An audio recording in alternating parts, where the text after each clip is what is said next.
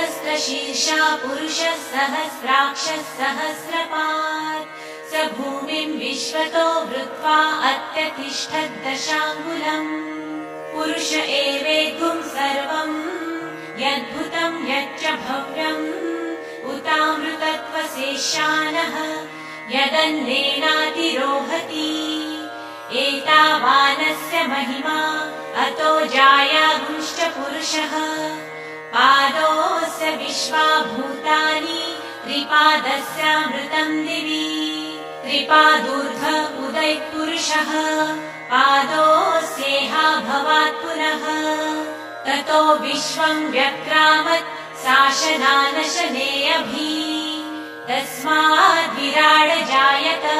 विराजो अधिपुरुषः स जातो अत्यरिच्यत पश्चात्